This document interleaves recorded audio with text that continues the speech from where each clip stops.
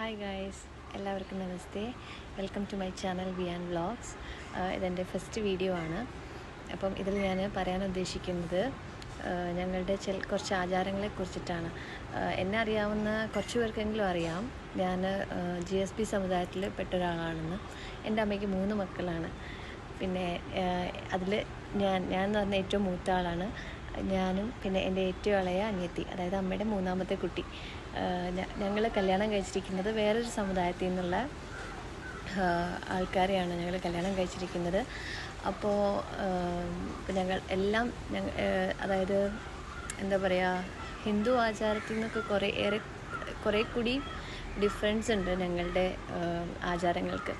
അപ്പം കല്യാണം ആവട്ടെ, അല്ലെങ്കിൽ കല്യാണം തൊട്ട് കുട്ടി ജനിക്കുന്ന സമയം, അങ്ങനെ ആ ഒരു എല്ലാ കാര്യങ്ങളും, കുട്ടി ജനിക്കുന്ന സമയം തൊട്ട് കല്യാണം വരെ എന്ന് വേണമെങ്കിൽ പറയാം, എല്ലാ ആചാരങ്ങളും ഡിഫറെൻ്റാണ്. അപ്പോൾ അതിനെക്കുറിച്ചുള്ള കുറച്ച് കാര്യങ്ങൾ സംസാരിക്കാൻ വേണ്ടിയിട്ടാണ് ഞാൻ വന്നിരിക്കുന്നത്.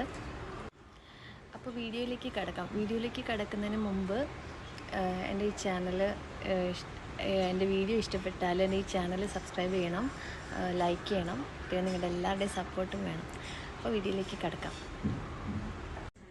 ഞങ്ങളെ കണ്ടപ്പോൾ പലരും ചോദിച്ചിരുന്നു ഞങ്ങളുടെ ലവ് മാരേജ് ആണോ എന്ന്. അല്ല കേട്ടോ, ഞങ്ങളുടെ പക്ക അറേഞ്ച്ഡ് മാരേജ് ആയിരുന്നു. malayalishadi.com വഴിയാണ് ഞങ്ങൾക്ക് പ്രപ്പോസൽസ് വന്നത്. അപ്പോൾ അതിനുശേഷം 2 വീട്ടുകാരും തമ്മിൽ സംസാരിച്ചു, എല്ലാം ഓക്കെ ആക്കി. അത് കഴിഞ്ഞിട്ട് ഞാൻ നാട്ടിൽ ലീവിന് വന്നപ്പോഴായിരുന്നു എൻ്റെ പെണ്ണ് കാണൽ ചടങ്ങുണ്ടായിരുന്നത്. അതിനുശേഷം എല്ലാവരും ചെയ്യുന്ന പോലെ തന്നെ ഞങ്ങൾ എൻഗേജ്മെൻറ്റും കല്യാണമൊക്കെ പ്ലാൻ ചെയ്തു.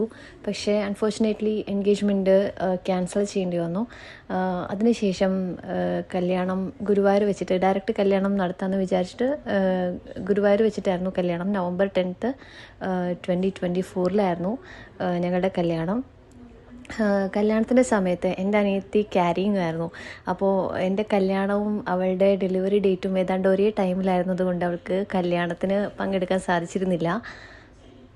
അതുകൊണ്ട് തന്നെ കല്യാണം കഴിഞ്ഞിട്ട് എൻ്റെ നാട്ടിൽ വെച്ച്, അതായത് ചേർത്തലയിൽ വെച്ചിട്ട് ഞങ്ങൾ റിസപ്ഷൻ വെക്കാൻ കൂടി തീരുമാനിച്ചിരുന്നു.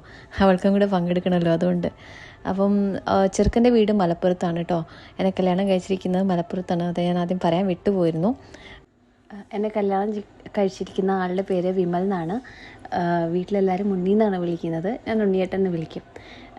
അങ്ങനെ അപ്പം കല്യാണം രാവിലെ 5:30ക്കും 6 മണിക്കും ആയിരുന്നു ഞങ്ങളുടെ മുഹൂർത്തം ഉണ്ടായിരുന്നത്.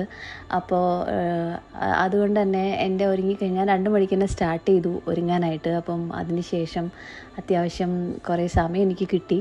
അതുകൊണ്ട് തന്നെ എനിക്ക് എൻ്റെ അനിയത്തിനെ ഒരുക്കാൻ പറ്റി. പണ്ട് മുതലേ കൊച്ചിലേ മുതൽ തന്നെ എൻ്റെ 2 അനിയത്തിമാരുടെയും എല്ലാം അവരെ ഒരുക്കുന്നതും, അവരുടെ ഒരു ബ്യൂട്ടീഷ്യൻ ഞാൻ തന്നെയായിരുന്നു. അവർ സ്കൂളിൽ വിടുമ്പോൾ അവർക്ക് മുടി കെട്ടി കൊടുക്കാനൊക്കെ ഞാൻ തന്നെയായിരുന്നു. അതുകൊണ്ട് തന്നെ ആദ്യം അവരെന്തുണ്ടെങ്കിലും എൻ്റെ അടുത്തേക്ക് വരുള്ളൂ. ഇപ്പോൾ സാരി സെറ്റ് ചെയ്യാനാവട്ടെ, മുടി കെട്ടാനാവട്ടെ, ഫേസിൽ എന്തെങ്കിലും ചെയ്യാനാവട്ടെ, അവരെൻ്റെ അടുത്തേക്ക് തന്നെ വരുള്ളൂ. ഇനി മുഹൂർത്തത്തിൻ്റെ സമയമായി. ഞങ്ങൾ 2 പേരും അമ്പലത്തിലേക്ക് പോയി. അവിടെ അമ്പലനടയിൽ പോയി വെയിറ്റ് ചെയ്യായിരുന്നു. 2 പേരുടെയും ഉള്ളിൽ നല്ല ടെൻഷൻ ഉണ്ടായിരുന്നു. പ്രത്യേകിച്ച് ഉണ്ണിയേട്ടൻ ഭയങ്കര എന്താ പറയുക, മാല ഇടുമ്പോഴും താലി കെട്ടുമ്പോഴൊക്കെ ഫേസിൽ നോക്കിയാൽ അറിയാം, നല്ല രീതിയിൽ ടെൻഷൻ ഉണ്ടായിരുന്നു. അത് കഴിഞ്ഞ് ഇറങ്ങിയപ്പോഴാണ് ആളൊന്ന് കൂളായത്. അപ്പോൾ എല്ലാവരും ചോദിക്കുന്നുണ്ടായിരുന്നത് എന്താ ഇങ്ങനെ എന്തൊക്കെ അത് ആളുടെ ഒരു നേച്ചറാണ് കേട്ടോ, അങ്ങനെയാണ്. ഇതൊന്ന് നോക്കിയേ, ഇതിൽ കണ്ടോ ആള് ചിരിക്കുന്നേ, ആളിത്രേ ഉള്ളൂ, ആളങ്ങ് കൂളായി. അപ്പോൾ ഗൈസ്, ഞാൻ ഈ പാർട്ട് 1 ഇവിടെ നിർത്തുകയാണ്. ഞാൻ ഇൻട്രൊഡക്ഷനിൽ പറഞ്ഞിരുന്ന പോലെ ഞങ്ങളുടെ റിച്വൽസിൻ്റെ കാര്യം ഞാൻ പാർട്ട് 2 പറയുന്നതായിരിക്കും. അപ്പോൾ എല്ലാവർക്കും വീഡിയോ ഇഷ്ടമായെന്ന് വിചാരിക്കുന്നു. ബൈ.